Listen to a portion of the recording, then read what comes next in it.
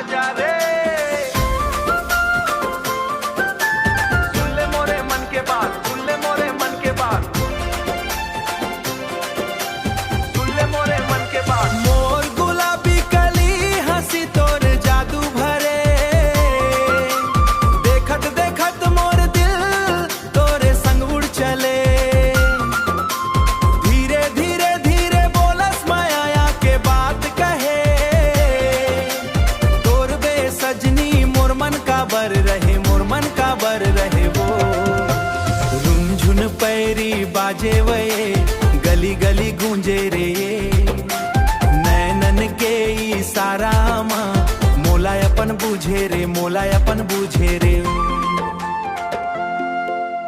हो महुआ फूल जैसन, महुआ फूल जैसन महके तोरे अचरा, तोर माया में खोगे हवा बन गे मोर सवेरा, तोर माया में खोगे हवा बन गे मोर सवेरा।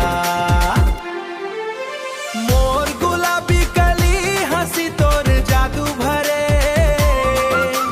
देखत देखत मोर दिल तोरे संग उड़ चले। धीरे धीरे धीरे बोलस माया के बात कहे,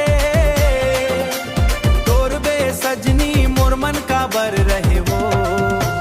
सावन के फुहार जैसन तोर माया बरसे, मोर सुना जिंदगी माँ खुशी के रंग भर, खुशी के रंग भर दे।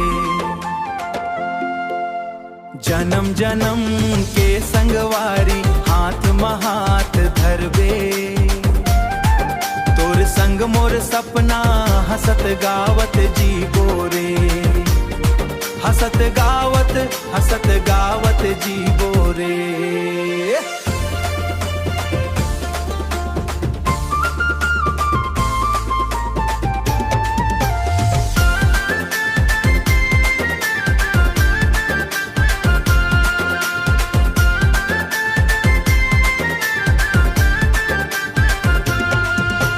तोर माया मा खोगे हवा मोर गुलाबी कली, मोर गुलाबी कली। हाँ आजा रे, तोर संग जीवो रे, ओ सजना।